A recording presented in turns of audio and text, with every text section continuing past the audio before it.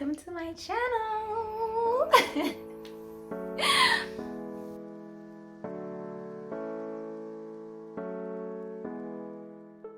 Before I go on, guys, I try to look cute for y'all, but eyeliner was not on my side, so excuse that whole mess going on there. Anyway, today I want to speak about my journey into medical school. I don't even know where to start. It's been a long journey. Anyway, let me start from 2017. Yeah, let me start from 2017.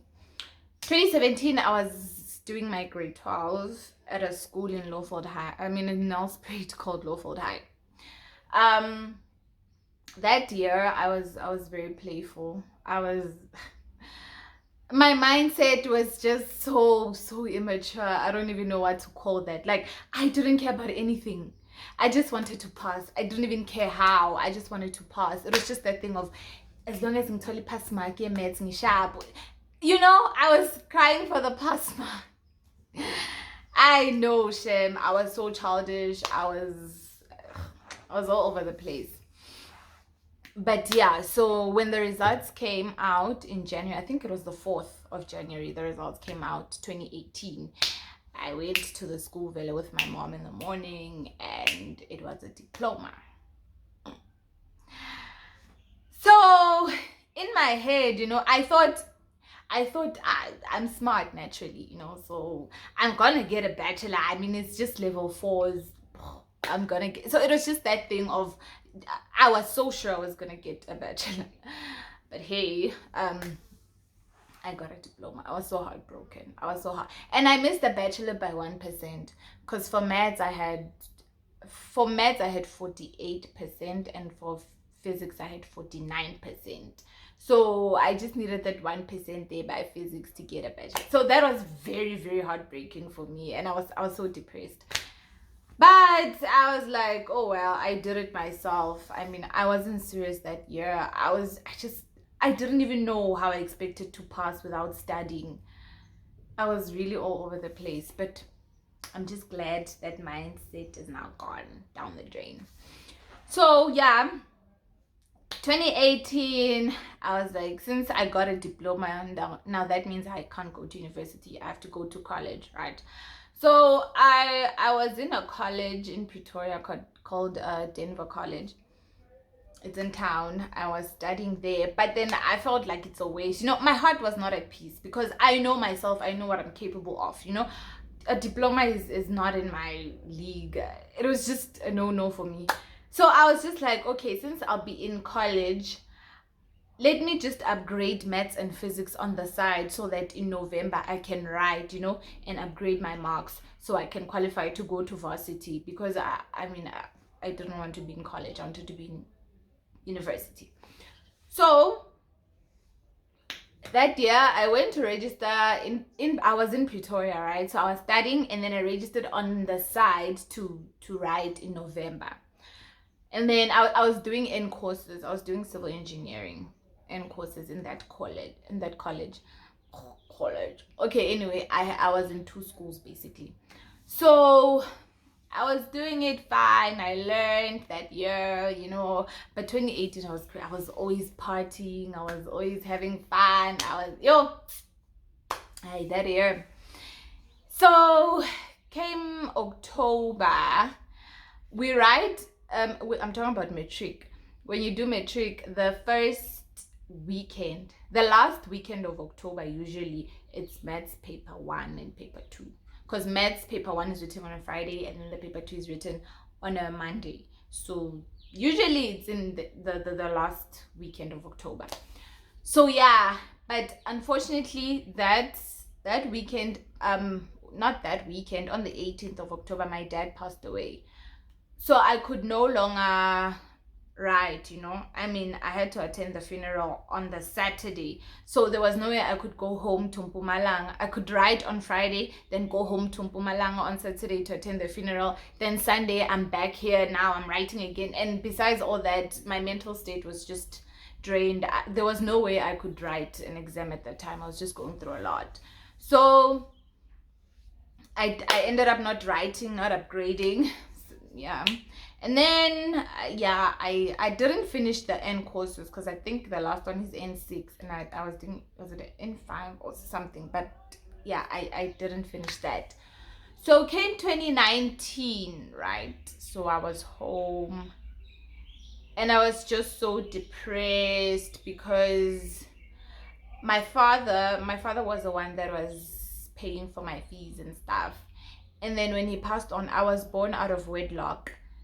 That means my father was married to another woman. So it was a whole issue, this whole. Anyway, I'll just make a video and talk about that whole thing, the funeral, the inheritance stuff, the everything. I'll talk about it. So, since we couldn't get any inheritance, you know, I was forced to be home because I didn't want to put my mom under a lot of pressure, because I didn't. Now it's a whole different change because now she's on her own and it's me, my brother, and I was just like, no, I don't want to put her under a lot of pressure. And besides, I couldn't cope. Being in Pretoria is very fast and it's busy. So my mental state at that point was very, very, very, I don't even know what to call it, but I was broken inside. So I couldn't be this side. I couldn't cope. I just had to be around my mom. So either way, it was just working for me. So I went home 2019. And then I remember I was speaking to my mom and I was like, so what am I going to do? Because I mean, I can't just waste this year and just sit around, What am I going to do? And then she's like, well, since you were upgrading and you ended up not writing, you can try that again. You can just get a venue and register to write end of the year, right? In November again. I'm like, okay, cool. It's better than just sitting around, And then, fine. We went, my mom got into the car and she drove me to this other school close to my house though. I think it's like a 10-minute drive from my house. And she went there and I was just sitting in the car. I'm like, why the school though? But she went there. So she got out. I was too embarrassed to get out. I mean, school kids everywhere. I'm like, this is not my type of scenery. So she got out and she just bumped into some random teacher there. Like the first person she saw. And then she spoke to that guy, and then he was like, oh, really? What are her marks? He was just inquiring. And then she's like, and then my mom is like, oh, she's actually in the car. Let's go so you can meet her and see her matric certificate, right? So we went there. I mean, they came to me and I got out of the car. I went to them and we stood there, and then he was looking at my certificate. And he's like, why do you want to upgrade? If you want to upgrade, chances of you improving are very slim. Because you'll be working, you'll be studying from home. You're not under pressure as when you're in class, you're writing tests every time, So why don't you just go back to school? I'm like, go back to school? He's like, yeah, come back to school. I'm like, uniform, Buccaneers, break, learn. I'm like, I definitely won't survive. For me, that was just like a no. And then she's like, he's like, yeah, he looked at me. He's like, you can get level 7 for life science, for physics, you can get level 7 for everything. Come back. I looked at him. I'm like, this guy doesn't know me. I didn't know physics at all, guys. You understand that even that 40, the first time I got 49 for physics, I don't even know how I got that one. Because for me, I was expecting 20-something or 30-something. I don't even know how I got that 49. So now he's out here talking about distinctions. And distinctions are not in my vocab. It's just something that is far from me. And I just felt like maybe he's mocking me. But he was like, no, you can do it. You can come here. You do it. And then I was like, okay. I'm like, let me think about it, okay? But my mom actually didn't give me time to think about it. She's like, okay, let's go talk to the principal of that school. And we went to the principal, and he's like, he looked at my results. He's like, no way. He's not gonna admit me because I have to start new subjects, because at that school they don't have the subjects that I was doing there. So he's like, I needed to start another subject, and the language had to change, because now English was home language, but now I had to do it as first additional language. So that means I have to start a new home language, right? And he was like, there's no way you're gonna pass a language starting from grade 12. You've never done it. And then my mom was like, no, she'll do it. I mean, it's a home language, Tsonga. She speaks it. So, yeah, and there's another teacher that was standing there. They was like, no, just accept her. Her marks aren't so bad. She can improve. We can work with it. And he looked at me. He's like, you mustn't be cheeky here. You know, he had that mentality that since I was from that school, I was gonna get here and undermine those kids that are there, since it's like a village sort of, and you know, act like I'm better than everyone. And he doesn't want that. And then I was like, no. And I was wearing a wig that time, and he's like, oh no, this is not allowed. I'm like, so what is allowed? He's like, no hair extensions, wigs whatsoever, nothing, just your natural hair. I'm like, natural? He's like, yeah, the only thing you can braid with is wool. That's it. Guys, bear in mind, I've been out of high school for a year. I've been in Pretoria. I'm used to... I was like, okay, yeah, let me just calm down. We went home, we thought about it. I was like, anyway, let me just give it a shot. What could go wrong? What could be the worst thing that could go wrong? So we went the next day. My mom and I went to buy the uniform. Monday came. My mom literally just dropped me at that school and she left. I mean, I don't know anyone there. And then she called some boy. She's like, hey, are you in grade 12? He's like, yeah. He's like, oh yeah, here's a friend. And she drove off.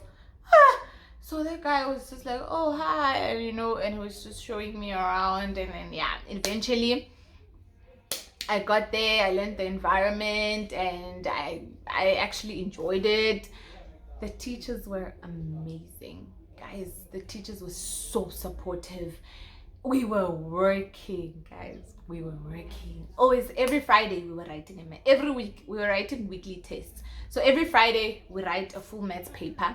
Every Wednesday, I think it was physics. Every Thursday was agricultural science. I had to start Tsonga home language and agricultural science that year, sciences that year. So it was that, but it helped us a lot writing those weekly tests. But because by November already, you know how the test is set. And I remember for maths, when it was around August, what comes after August, September, I never even used to prepare for maths because it was just in my blood now, because every week we were writing. I mean, so I knew how the test was set. So yeah, but it wasn't easy. I remember we had to go to a camp. Guys, the camp was the worst. We used to sleep like it was just a hall. It was even a classroom, not even a hall. And then you guys come with your mattresses, you come with your mattresses, and you just sleep next to each other. There's no space, even in the middle. The sponges, people sleep there. The bathing conditions, it was just outside. Can be in sailor in English. Yeah, you know a sailor. They just put it around. They cover it, and then you guys come with your little basins. You put it there and you bath, looking at each other, watching each other. Mind you, I had a belly ring, so those kids were like, this girl, you know, always looking at me. But because it was not something that was common that side, let me just put it that way. So yeah, but I got used to the environment. I got used to everything. Even the water, the hot water was a problem. Bakfagela a jug of hot water, and you carry the basin. By the time you get there, the water is cold, guys. By the time you get there, and you can't even add cold water to, you know, to balance the equation there, because the thing is gonna be cold. Hey, guys, so it was cold water in the morning. And me, I'm able to study at night, like at dawn, in the morning, like at around 2. So the study session that they set for us there was from 7 to 10. So there I would basically just write my homework and revise and all that. But then I'd study for real. I had to wake up at 2 a.m. on my own, go to the classrooms in the cold and study alone. I remember waking up and those kids, some of them would just look at me, go back to their blankets, and I'm like, and they were so, but that year somehow I had motivation. That is one thing. I had so much motivation. I didn't have a social life 2019 at all. I hardly used my phone. I stopped that. I was literally just focusing on myself and my academics that year, and it paid off a lot. I got to understand physics so much, and I was wondering where that teacher that said no, you can get level 7 for this, he was my physics teacher. That man, he changed my life. He's basically my hero. So yeah, but anyway, it was fun. I got to experience a new side of life that I didn't know existed, and I got to appreciate the little things that I had. Like, people don't, I don't want to mock people from that side, but there were some little things, good see. It's shocking to them that you have that, or you have access to that, and that just made me realize how blessed I was, and I'm forever grateful for that. But that experience taught me a lot. It changed me. I'm not the same person. So if you know me from 2017 and you see me now on social media and you think you know me, you don't. I'm really not the same person. I'm not. So yeah, and then yeah, came whatever. 20, what's the next year? 2020. The results came out. January came out. I was at this point there, I was nervous, but it wasn't a thing of am I getting a bachelor. I was nervous, and it was a thing of how many distinctions am I getting. That was the main question. The main question, sorry, because I knew obviously I'm gonna get distinctions, but how many? And then they came back, and I got 6 distinctions. I remember when I looked at my phone, I saw subjects there. I'm like, guys, this is me. Till this day, I still don't believe it. But it just really proved to me that anything is possible. As much as they always say, yeah, anything is possible, you just have to put your mind to it. I experienced that, and now I believe it because I was literally in that position.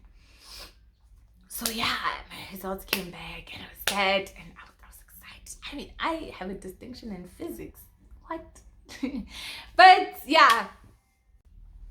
Anyway, I got distracted by something. Sorry about that. I was still saying, it was amazing. That agricultural science that I was starting, that teacher was saying, no, I can't get into that school because I'm not gonna manage. I got a distinction. That Xitsonga that Xitsonga teacher didn't want me at first. She went to complain to the principal. She's like, no, Tsonga, they get 100% pass rate at that school for Tsonga.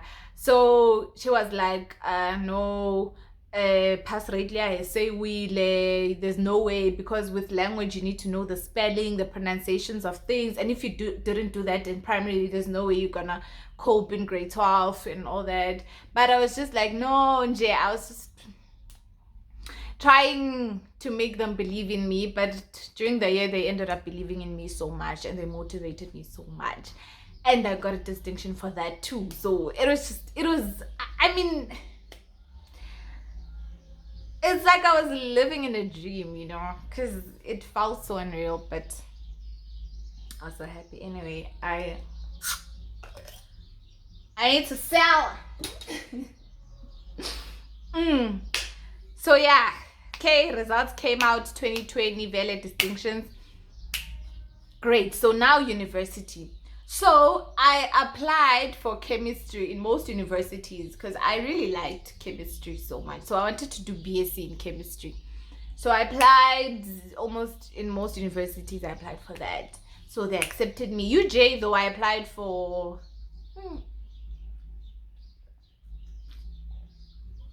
It's 0%. I'm not even drinking alcohol. At UJ, they accepted me for engineering. I think it was chemical engineering. And they even gave me bursaries. They're like, yeah, you're gonna be in the orange carpet thing. Yeah, you don't get to pay for this. You don't get to pay for this. Like, that one, I knew they offered me the best things in life, and I was tempted to take that one because of what they were offering me. And then the other universities, they just accepted me, like Wits. They just accepted me for BSc in chemistry. No special offers. What was the other one? In Limpopo, I was accepted for pharmacy. In what's this, UKZN was pharmacy. UP was chemistry. Yeah, so basically it was just everything except for medicine, because I did not apply for medicine. The reason why I did not apply for medicine is because I never thought I'd qualify for medicine. I never thought. So I thought, what if I apply for medicine now and they reject me everywhere? Now I'm stuck here, no school. So yeah, but then I wasn't applying for myself. There was this guy that was applying for me. Yeah, when he applied for here at Medunsa, he applied for medicine. I didn't tell him that. He just applied for medicine. So yeah. So yeah, that's how I basically ended up here. But also it was also another issue because I did not hand in the proof of payment for the application fee. I paid it, but I didn't like scan it through to them. So my application was still there pending. Sorry about that. I keep getting calls and they disturbing me. Anyway, I was still saying that at Medunsa I couldn't hand in the proof of payment for the application fee, but there was this guy that helped me out. He started there and then they looked at my results and then they ended up accepting me. But I wanted to take the other things, but there were people that were saying, no, do medicine. I mean, you qualify, do it, you're gonna regret later on if you take this year to qualify for medicine and all that. Yeah, but then yeah, I ended up listening to them and now I am the happiest girl in the world. I'm so happy, although cost charms, but yeah, I'm happy. That's how I got accepted into medical school. I hope you guys enjoyed my video. Please like, share, comment, subscribe, and do all those things. Bye, see you next time.